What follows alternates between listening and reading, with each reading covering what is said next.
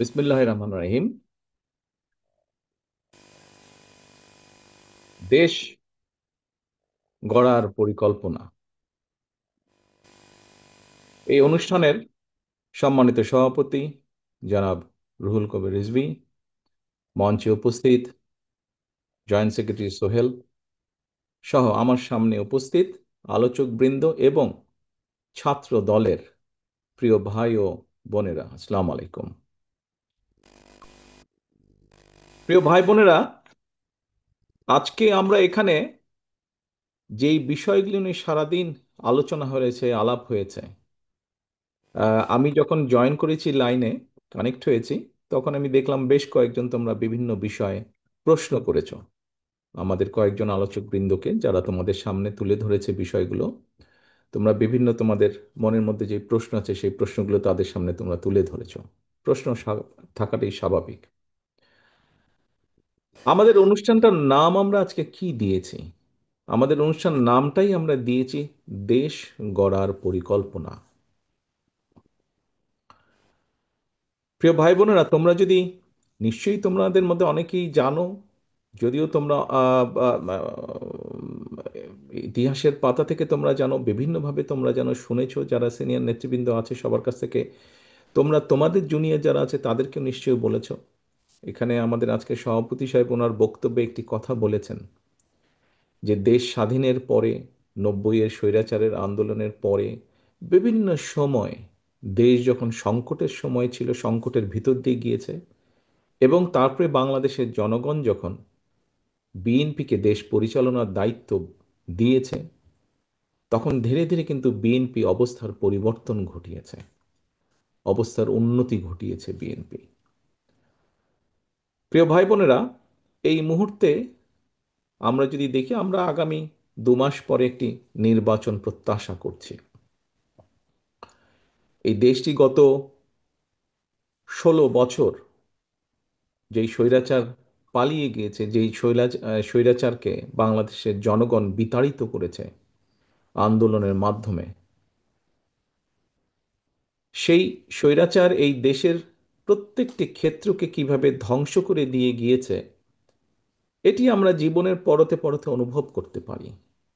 কিভাবে দেশের অর্থনৈতিক ব্যবস্থা ভেঙে দিয়ে গিয়েছে, কিভাবে দেশের আইন শৃঙ্খলা ভেঙে দিয়ে গিয়েছে, কিভাবে দেশের শিক্ষা ব্যবস্থাকে ধ্বংস করে দিয়ে গিয়েছে, কিভাবে দেশের স্বাস্থ্য ব্যবস্থাকে ধ্বংস করে দিয়ে গেছে, কিভাবে দেশের প্রাকৃতিক অবস্থাগুলোকে, নদী নালা খাল বিল বন জঙ্গলকে ধ্বংস করে দিয়ে গিয়েছে, কিভাবে দেশের কৃষি, যেটাই বলি না কেন, সব কিছুকে যেভাবে ধ্বংস করে দিয়ে গিয়েছে, এর ভুক্তভোগী কিন্তু এই দেশের মানুষ।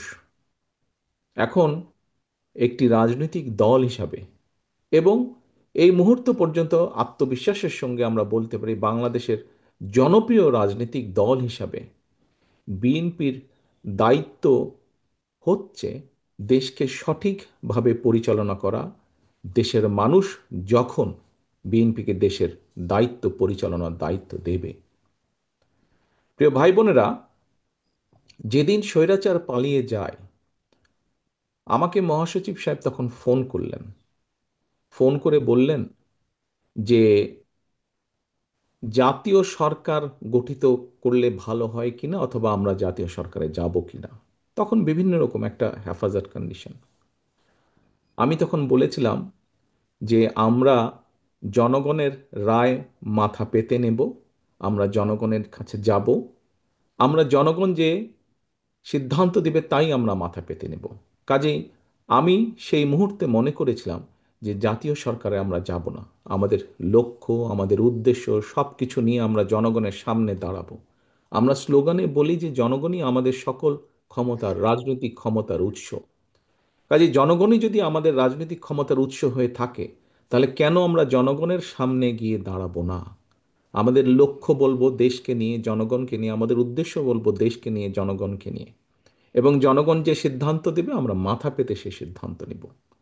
প্রিয় ভাই বোনেরা, তোমাদের নিশ্চয়ই মনে আছে, আজকে থেকে প্রায় 3 বছর আগে বাংলাদেশে তখনও স্বৈরাচার বিপুল দাপটে এই দেশকে, দেশের মানুষের বাক স্বাধীনতার গলা টিপে রেখেছে, দেশের মানুষের রাজনৈতিক অধিকারের গলা টিপে রেখেছে। কিন্তু সেই রক্তচক্ষুকে উপেক্ষা করে আমরা দেশের মানুষের সামনে সংস্কার প্রস্তাব দিয়েছিলাম, যেটি 31 দফা হিসাবে পরিচিত সকলের কাছে, তাই নয়? মনে আছে নিশ্চয়ই তোমাদের। এই 31 দফার মধ্যে তোমরা এই 31 দফা মানুষের কাছে নিয়ে গিয়েছ। আজকে আমরা 31 দফার ভেতর থেকে বিভিন্ন শ্রেণীর মানুষের কিভাবে আমরা ভাগ্যের পরিবর্তন ঘটাতে পারি, সংক্ষেপে তোমাদের সামনে আজকে 8টি সাবজেক্ট উপস্থাপন করা হয়েছে।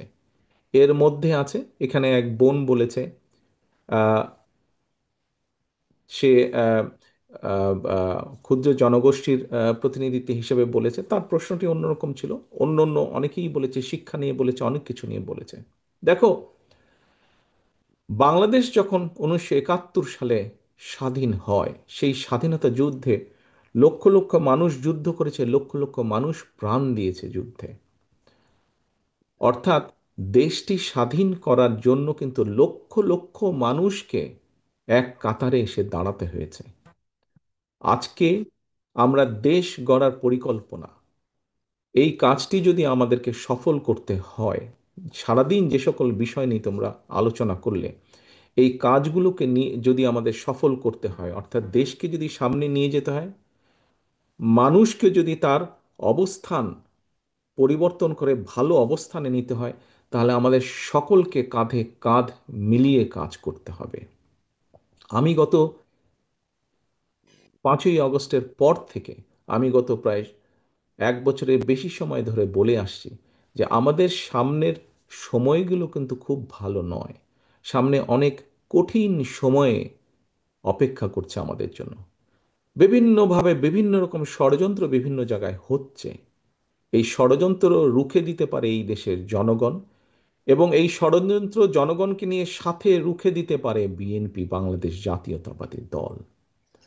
এই ষড়যন্ত্র এই ষড়যন্ত্র রুখে দেবার একমাত্র উপায় হচ্ছে গণতন্ত্র, গণতন্ত্র এবং গণতন্ত্র। আমরা যদি গণতন্ত্রকে প্রতিষ্ঠিত করতে পারি, যে কোনো মূল্যে জনগণের মতামতকে প্রতিষ্ঠিত করতে পারি, তাহলে অবশ্যই অনেক ষড়যন্ত্রকে আমরা রুখে দিতে পারবো। কিন্তু ষড়যন্ত্রকে রুখে দিতে পারলেও তারপরেও কিন্তু সামনে অনেক কঠিন সময়। একটু আগেই আমি বলেছি, এবং তোমরা নিজেরাও জানো, তোমরা আজকে ছাত্র দলের প্রতিনিধি হিসাবে এখানে প্রত্যেকে উপস্থিত আছো, ছাত্র হিসাবে তোমাদের নিজেদের ধারণা আছে। প্রত্যেকটি ক্ষেত্রে একটি অরাজকতা বিরাজ করছে। কাজে আমরা এখানে আজকে অর্থনীতি নিয়ে আলাপ করেছি। আমরা এখানে তরুণ যে সমাজ, কয়েকজন তোমরা প্রশ্ন করেছে, তরুণ যে সমাজ, তাদের সামনে সবচেয়ে বড় যেই সমস্যাটি, তাদের কর্মসংস্থানের বিষয়, এই কর্মসংস্থানের বিষয় নিয়ে আমরা আজকে এখানে আলাপ করেছি। আমরা দেশের মানুষের স্বাস্থ্য নিয়ে এখানে আলোচনা করেছি। আমরা এখানে দেশের যে অর্ধেক সমাজ নারী সমাজ, এই নারী সমাজকে কিভাবে এম্পাওয়ার করা যায় এবং তাদের কন্ট্রিবিউশনকে সমাজের মধ্যে নিয়ে আসা যায়, এবং যেটার শুভ ফল দেশের অর্থনীতি, দেশের সমাজ ব্যবস্থা, পরিবার, স্বাস্থ্য সব কিছুর উপরে অবস্থা, শুভ অবস্থাটা পড়বে, কিভাবে সেটা করা যায় তা নিয়ে আমরা আলোচনা করেছি। দেশের পরিবেশ নিয়ে আমরা আলোচনা করেছি। দেশের শিক্ষা ব্যবস্থা নিয়ে আমরা আলোচনা করেছি। কিভাবে শিক্ষা ব্যবস্থাকে আমরা গড়ে তুলতে পারি, কিভাবে শিক্ষকদেরকে আমরা গড়ে তুলতে পারি সুন্দরভাবে, কারণ শিক্ষকদেরকে যদি আমরা গড়ে তুলতে পারি, তাহলে ভবিষ্যৎ শিক্ষা ব্যবস্থাকেও সুন্দরভাবে গড়ে তুলতে পারবো। কিন্তু এই কাজগুলো করা কিন্তু কঠিন কাজ, নট ইম্পসিবল, কিন্তু অনেক কঠিন কাজ। এবং দেশ এবং জাতিকে যদি নেতৃত্ব দিতে হয়, তাহলে অবশ্যই একটি পরিকল্পনা আমাদের সামনে থাকতে হবে। প্রিয় ভাই বোনেরা, তোমরা আজকে যখন এই হলে এসে বসেছো, তোমাদের আলোচনা শুরু হয়েছে। তোমরা যে আলোচনা শুরু হবার সময় তোমাদেরকে প্রত্যেকে একটা করে ফোল্ডার দেওয়া হয়েছে, এবং কিছুক্ষণ পরে, খুব সম্ভবত লাঞ্চের পরে, তোমাদের সকলকে আলাদা আবার হাতে হাতে একটা লিফলেট দেওয়া হয়েছে না তোমাদের? সেই লিফলেটের মধ্যে কি আছে? সেই লিফলেটের মধ্যে কি আছে আমি বলছি। আলাদা একটি লিফলেট তোমাদেরকে দেওয়া হয়েছে। এখানে সোহেল, আজকে যে অনুষ্ঠান পরিচালনা করছে আমাদের জয়েন্ট সেক্রেটারি সোহেল, তার বক্তব্যে সোহেল কিন্তু একটি গুরুত্বপূর্ণ কথা বলেছে। আমি ব্যক্তিগতভাবে বিশ্বাস করি একটি বিষয়, আমরা যতগুলো পরিকল্পনা নিয়েছি, এই পরিকল্পনাগুলোকে সফল করতে হলে যেরকম আমাদের যোগ্য ব্যক্তিদেরকে বিভিন্ন জায়গায় দায়িত্ব দিতে হবে, কিন্তু তার থেকেও দুইটি বড় ইম্পর্টেন্ট বিষয় আছে। যেই দুইটি বিষয়কে যে কোনো মূল্যে আমাদেরকে অ্যাড্রেস করতে হবে। এবং এই দুইটি বিষয়কে যদি আমরা অ্যাড্রেস করতে না পারি, আমাদের পুরা জাতি এবং দেশ সংকটের মধ্যে পড়বে। কি দুটি বিষয়? এক, দুর্নীতি, যে কোনো মূল্যে এই দুর্নীতির লাগাম টেনে ধরতে হবে। দুই, আইন শৃঙ্খলা পরিস্থিতি, যে কোনো মূল্যে আইন শৃঙ্খলা পরিস্থিতির লাগাম টেনে ধরতে হবে। যদি আমরা দুর্নীতি এবং আইন শৃঙ্খলা যদি আমরা দুর্নীতি এবং আইন শৃঙ্খলার লাগাম টেনে ধরতে না পারি, তাহলে আমরা যে পরিকল্পনাগুলি গ্রহণ করেছি মানুষের স্বাস্থ্য নিয়ে, দেশের ভবিষ্যৎ সন্তানদের শিক্ষা ব্যবস্থা নিয়ে, নারী সমাজকে এম্পাওয়ার্ড করার জন্য, দেশের কৃষি ব্যবস্থা, প্রত্যেকটি পরিকল্পনা আমাদের বাধাগ্রস্ত হবে, স্লো হয়ে যাবে আমাদের। সেজন্যই আমাদের সরকার গঠনের সুযোগ পাওয়ার সাথে সাথে সর্বপ্রথমে আমাদেরকে নজর দিতে হবে, সর্বপ্রথমে আমাদেরকে ব্যবস্থা করতে হবে দুর্নীতির লাগাম কিভাবে আমরা টেনে ধরব। প্রিয় ভাই বোনেরা, তোমাদের হাতে যে লিফলেটটা দেওয়া হয়েছে, এই লিফলেটের মধ্যে একদম তথ্য দিয়ে উপস্থাপন করা হয়েছে যে বিএনপি 2001 সাল থেকে 2006 সাল পর্যন্ত যখন দেশ পরিচালনার দায়িত্বে ছিল, তার আগে এই যেই স্বৈরাচারকে বিদায় করা হয়েছিল, সেই স্বৈরাচার যখন দেশ ক্ষমতায় ছিল, সেই সময় কিভাবে তারা দুর্নীতিতে দুর্নীতি ছেয়ে ফেলেছিল দেশকে, এবং 2001 সালে দায়িত্ব পাবার পরে কিভাবে খালেদা জিয়ার সরকার ধীরে ধীরে ধীরে ধীরে দুর্নীতির অবস্থার উন্নতি ঘটিয়েছিল, দুর্নীতি থেকে ধীরে ধীরে কিভাবে দেশকে বের করে নিয়েছিল, একটি আন্তর্জাতিক সংস্থার সংস্থার যে অ্যানালাইসিস, সেই অ্যানালাইসিস একদম পুরা সুন্দরভাবে তোমাদের সামনে তুলে ধরা হয়েছে সেই লিফলেটটার মধ্যে। কাজেই আমরা দৃঢ়ভাবে, অত্যন্ত আত্মবিশ্বাসের সঙ্গে বলতে পারি, এই বাংলাদেশে যদি দুর্নীতির লাগাম টেনে ধরতে পারে, তাহলে একমাত্র বাংলাদেশ জাতীয়তাবাদী দলই পক্ষেই সেটা সম্ভব। সেইটি করা সম্ভব একমাত্র কারণ আমরা অতীতে করেছি। আমরা ইনশাল্লাহ ভবিষ্যতে দেশের মানুষ ভবিষ্যতে ইনশাল্লাহ আমরা সেই কাজটি করিয়ে দেখাতে পারবো। প্রিয় সহকর্মীবৃন্দ, কেউ কেউ বলে থাকে স্বৈরাচার যেভাবে বিএনপি সম্পর্কে, এই যে স্বৈরাচার, পলাতক যে স্বৈরাচার, তারা বিএনপির সম্পর্কে যেসব মিথ্যা প্রপাগান্ডা ছড়াতো, আমরা ইদানিং লক্ষ্য করছি কিছু কিছু ব্যক্তি বা দল ঠিক একই সুরে গান গাইছে বা একই সুরে কতগুলো কথা বলার চেষ্টা করছে। এখন প্রশ্ন হচ্ছে, তাদেরও তো দুইজন ব্যক্তি আমাদের সাথে সেই সময় সরকারে ছিল। এই দুজন ব্যক্তি পৃথিবীতে আর নেই। দুজনই সিনিয়র মানুষ, দুজনেই সিনিয়র রাজনীতিবিদ ছিলেন। তারা তারা গত হয়েছেন। কাজেই যে মানুষ নেই তাদের সম্পর্কে অবশ্যই খারাপ কথা বলা উচিত নয়, তাদের প্রতি পরিপূর্ণ সম্মান রেখেই বলতে চাই, সেই দুইজন ব্যক্তির বিএনপি সরকারে শেষ দিন পর্যন্ত থাকা প্রমাণ করে দেয়, এক, দুটো জিনিস প্রমাণ করে যৌক্তিকভাবে। এক, তারা অবশ্যই পূর্ণ কনফিডেন্স ছিল খালেদা জিয়ার উপরে যে খালেদা জিয়া দুর্নীতির বিরুদ্ধে যুদ্ধ করছে, সেজন্যই তারা শেষ দিন পর্যন্ত ছিল। সেজন্যই তারা শেষ দিন পর্যন্ত ছিল। এখন তাদের দলের অন্য যে যত বড় বড় কথা বলি কি না কেন, খালেদা জিয়া শেষ দিন পর্যন্ত দুর্নীতির বিরুদ্ধে যুদ্ধ করেছে এবং দুর্নীতির অবস্থার পরিবর্তন ঘটেছে, এই আত্মবিশ্বাস তাদের মধ্যে ছিল। তারা দেখেছিল সেই সরকারকে, কারণ তো সরকারের ভেতরেই ছিল। সেজন্যই তারা শেষ দিন পর্যন্ত এই বিএনপি সরকারের সাথে তারা ছিল। আমরা এইভাবেই ধরে নেব, আমরা অন্য কিছু বলতে চাই না। কেউ কেউ বলে থাকে যে কেউ কেউ বলে থাকে তাদেরই কেউ কেউ বলে থাকে যে তাদের বিরুদ্ধে কোনো কিছু অভিযোগ পাওয়া যায় না। আজকে যখন নিরপেক্ষ কোর্ট বসেছে, স্বৈরাচারের সময় আমরা দেখেছি কিভাবে আদালতকে ইনফ্লুয়েন্স করা হতো, কিন্তু স্বৈরাচার পালিয়ে যাওয়ার পরে মোটামুটি আমরা বলতে পারি যে আদালত এখন নিরপেক্ষ। নিরপেক্ষতা আমরা আশা করি, সেই নিরপেক্ষ আদালত থেকে আমরা দেখেছি কারো বিরুদ্ধেই কোনো জিনিস প্রমাণিত হয়নি, এটি ছিল প্রোপাগান্ডা। কাজেই আমাদেরকে আজকে এই এই এই কনক্লুশনই আসতে হবে যে একমাত্র বিএনপি পেরেছিল দেশকে দুর্নীতি থেকে বের করে নিয়ে আসতে। ইনশাল্লাহ আগামী দিনেও বিএনপি পারবে। এবার আসো আইন শৃঙ্খলা। এবার আসো আরেকটি বিষয় আমি উল্লেখ করতে চাই তোমাদের সামনে, সেটি হচ্ছে আইন শৃঙ্খলা পরিস্থিতি। প্রিয় ভাই বোনেরা, তোমাদের অনেকেরই বয়স তখন আজকে থেকে অনেক কম ছিল, কিন্তু তোমরা নিশ্চয়ই শুনেছ অনেক মানুষের কাছে, সহকর্মী হোক, পরিবারের সদস্য হোক, আত্মীয় স্বজন হোক, বিগত বিএনপি সরকারের সময় আমরা বিভিন্ন আইন শৃঙ্খলা বাহিনী তৈরির মাধ্যমে আমরা দেশে আইন শৃঙ্খলা পরিস্থিতির উন্নতি ঘটিয়েছিলাম। হ্যাঁ, পরবর্তীকালে আমরা দেখেছি যে এই যে বিগত যে স্বৈরাচার পালিয়ে গেছে, তারা তাদের ক্ষমতার অপব্যবহার করে সেই আইন শৃঙ্খলা বাহিনীকে রাজনৈতিক স্বার্থে ব্যবহার করেছিল, এবং রাজনৈতিক স্বার্থে ব্যবহার করে পুরা জাতি দেশকে বিশ্বের সামনে কলঙ্কিত করেছে। সেই আইন শৃঙ্খলা বাহিনীকেও তারা কলঙ্কিত করেছে, সেটি হচ্ছে তারা অপব্যবহার করেছিল। কিন্তু বিএনপি দেশের স্বার্থে কোনো কিছু বিবেচনা, রাজনৈতিক প্রিফারেন্স না দিয়ে বরঞ্চ কিভাবে মানুষের শান্তি শৃঙ্খলা প্রতিষ্ঠিত করা যায়, কিভাবে দেশের আইন শৃঙ্খলা প্রতিষ্ঠিত করা যায়, তার প্রতি মনোযোগী ছিল। সেটাই ছিল বিএনপির কাছে প্রায়োরিটি। কাজেই তোমাদের নিশ্চয়ই তোমাদের ধারণা আছে, মনে আছে, যে মোটামুটিভাবে সেই সময় 2003, 4, 5, 6-এর দিকে মোটামুটিভাবে ধীরে ধীরে আইন শৃঙ্খলা পরিস্থিতি ধীরে ধীরে উন্নতি হতে থাকে দেশের। আমি আমার নিজের একটি ঘটনার কথা তোমাদের সামনে তুলে ধরি। একদিন সেটি খুব সম্ভব 2004-5-এর দিকে হবে, 5-এর দিকের ঘটনা। আমি রাত্রেবেলায় অফিস থেকে বাড়িতে ফিরছি। আমি নিজেই গাড়ি চালাচ্ছিলাম।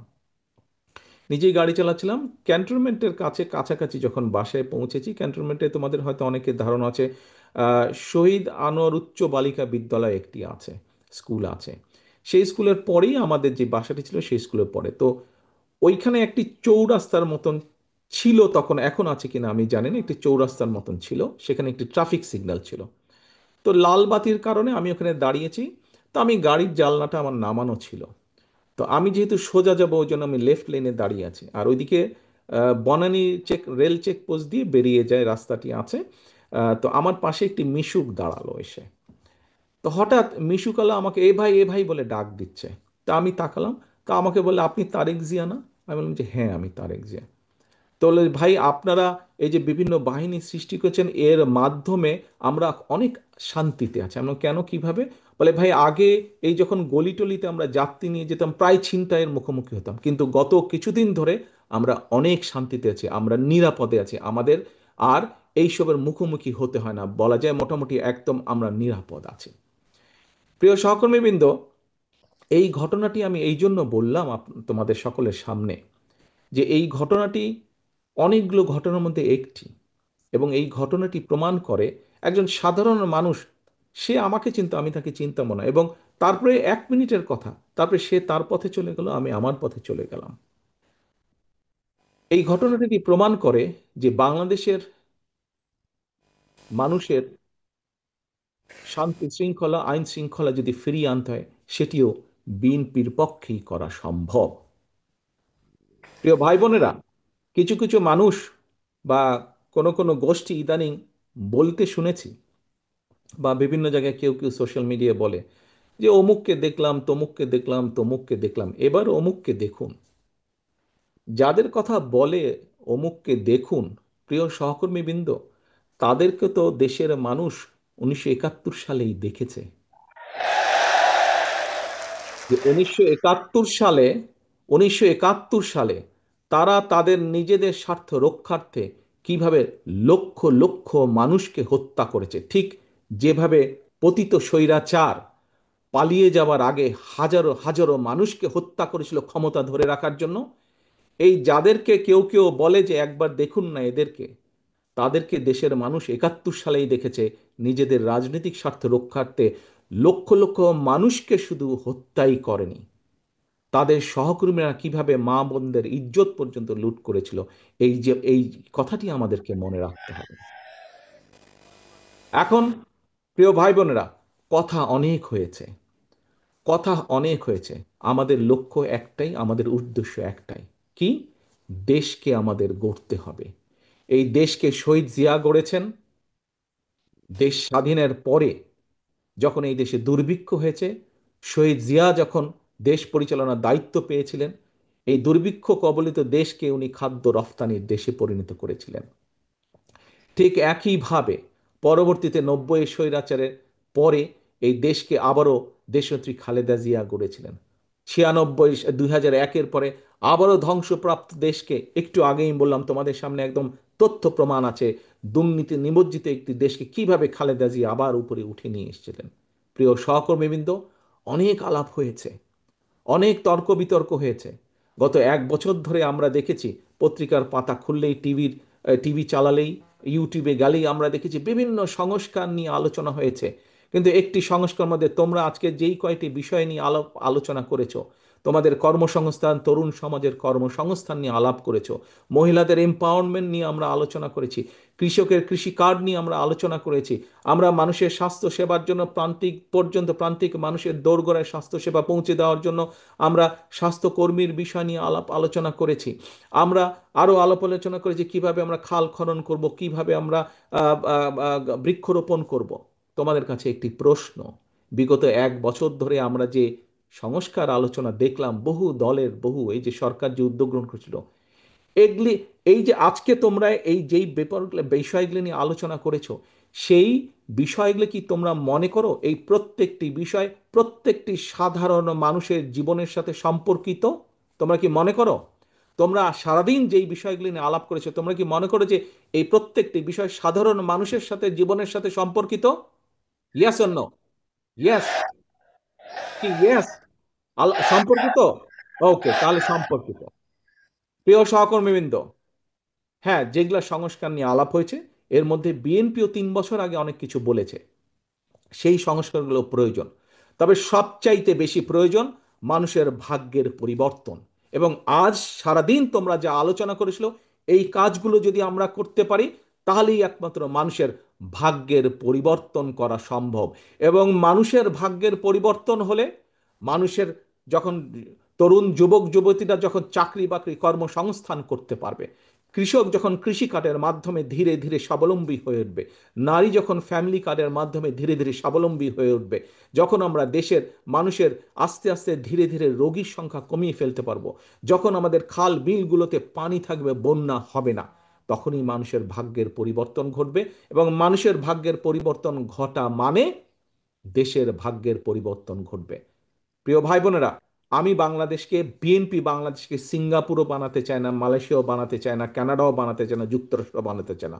আমরা চাই একটি স্বাবলম্বী বাংলাদেশ, যেই বাংলাদেশে মানুষ দেশের ভিতরে কর্মসংস্থানের ব্যবস্থা থাকবে, খেয়ে পরে বেঁচে থাকবে, শান্তিতে থাকবে, যেখানে দুর্নীতি নিয়ন্ত্রণ থাকবে, দুর্নীতির লাগাম টেনে ধরতে আমরা সক্ষম হব। সেরকম একটি বাংলাদেশ চাই। অনেক কথা হয়েছে, আসো। প্রথমেই আমি বলেছি প্রথমেই আমি বলেছি, দেশ স্বাধীন সকলে কাঁধে কাঁধ মিলিয়ে করেছি। দেশ স্বাধীনতার যে যুদ্ধ, সেই যুদ্ধ কাঁধে কাঁধ মিলিয়ে লক্ষ লক্ষ মানুষ একসাথে করেছে, তখন কেউ তাকায়নি কে কি। আজকে আসো, দেশ গড়ার যে পরিকল্পনা, এই পরিকল্পনা সফল করতে হলে তোমাদেরকে আজকে ছড়িয়ে ছিটিয়ে পড়তে হবে সারা দেশে, যে যেখান থেকে এসেছো। এবং শুধু ছড়িয়ে ছিটিয়ে পড়লে চলবে না, তোমাদের হাতে যে ফোল্ডারটি দেওয়া হয়েছে, হয়তো সংখ্যা কম, আমরা চেষ্টা করব তোমাদের কাছে আরও এই ডকুমেন্টগুলো পাঠাতে। মানুষের দৌড় গোড়ায় চলে যেতে হবে, প্রত্যেকের দৌড় গোড়ায় চলে যেতে হবে, দলের একজন প্রতিনিধি হিসাবে, দলের অ্যাম্বাসাডার হিসাবে তোমাদের প্রত্যেককে, ছাত্রদলের প্রত্যেকটি নেতাকর্মীকে তোমার এলাকার, গ্রামের, ওয়ার্ডের, ইউনিয়নের গোড়ায় গোড়ায় চলে যেতে হবে, ঘরের দরজায় দরজায় চলে যেতে হবে। মা বোনদেরকে বলতে হবে তাদের জন্য আমরা কি করব, কৃষকদেরকে বলতে হবে তাদের জন্য আমরা কি করব, তরুণ যুবক যুবতীদেরকে বলতে হবে তাদের কর্মসংস্থানের জন্য আমরা কি করব। অর্থাৎ তোমাদের হাতে যে কাগজগুলো আছে, যে কাগজগুলো হাতে আছে, সেখানে প্রায় সমাজের প্রত্যেকটি মানুষের কোনো না কোনো একটি আশার আলো আছে। আমরা যদি একসাথে কাজ করি, ইনশাল্লাহ আমরা সেই বাংলাদেশ গড়ে তুলতে সক্ষম হব, যেই বাংলাদেশের প্রত্যাশা আমরা করি। অনেক সময় লাগবে, কষ্ট হবে, অনেক কঠিন, অনেক শত্রু আছে যারা আমাদেরকে বাধা দিবে, কিন্তু এই দেশের মানুষকে কেউ বাধা দিয়ে দাবিয়ে রাখতে পারেনি। ইনশাল্লাহ দেশ গড়ার পরিকল্পনা কাজ যখন আমরা শুরু করব বাংলাদেশের মানুষের রায় নিয়ে, তখনও ইনশাল্লাহ কেউ আমাদেরকে দাবিয়ে রাখতে পারবে না।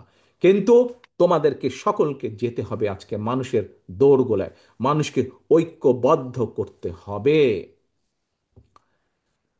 ভাই বোনেরা, তোমাদেরকে আরেকটি কথা বলি। এই দুইটি বিষয় আমি উল্লেখ করব, দুইটি বিষয় উল্লেখ করে আজকে তোমাদেরকে ছেড়ে দিব।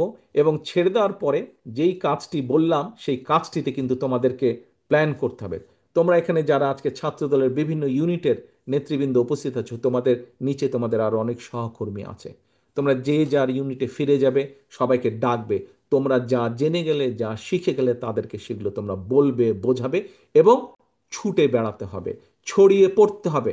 মানুষের ঘরে ঘরে ছড়িয়ে পড়তে হবে। মানুষকে বলতে হবে যে বিএনপি আগামী দিনে এই এই কাজ আপনাদের জন্য করতে চায়। তোমার দল কি?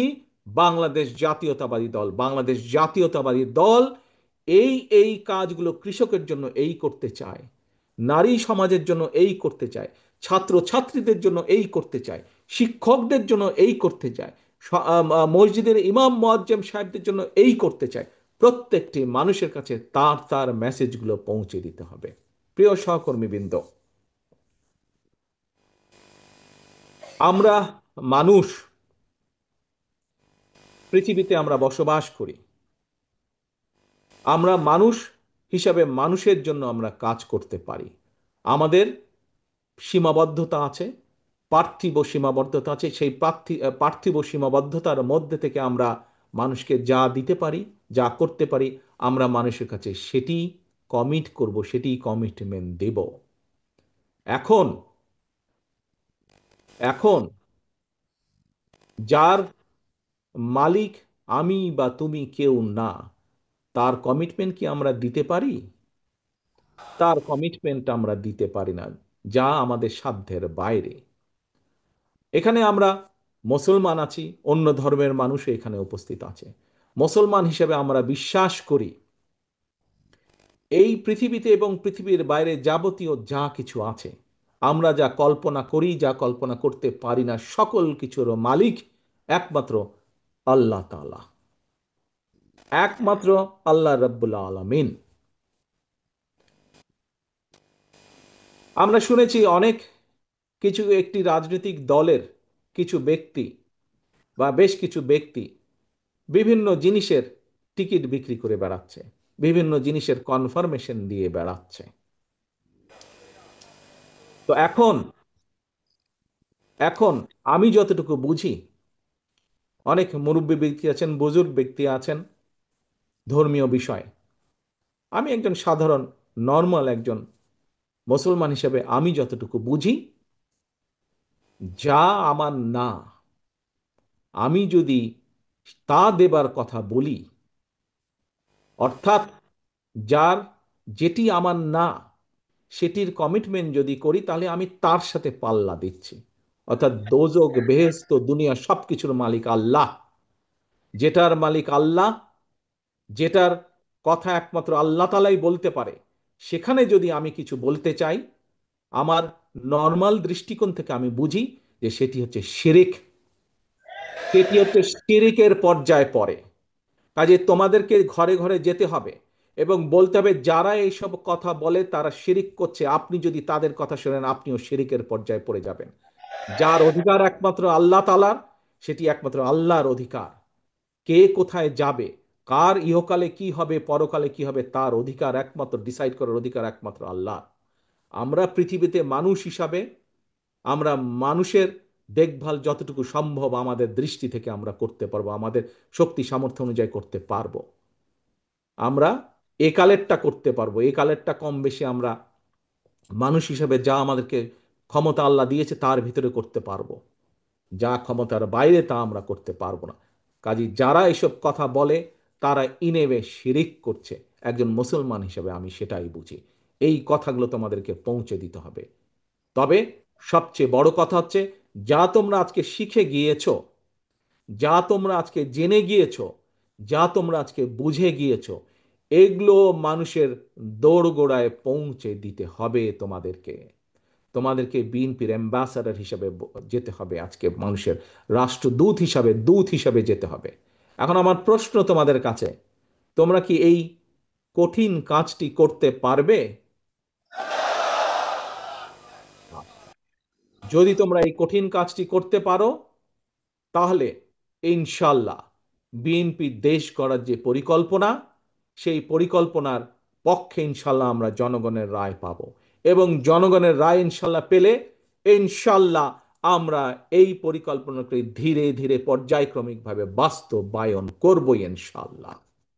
প্রিয় সহকর্মীবৃন্দ, আশা করি, প্রত্যাশা করি এবং ইনশাল্লাহ তোমরা তোমাদের কাজে সফল হও। তোমাদের সেই সফলতা কামনা করে আমার বক্তব্য শেষ করছি। আল্লাহ হাফেজ। বাংলাদেশ জিন্দাবাদ। বাংলাদেশ জাতীয়তাবাদী দল জিন্দাবাদ।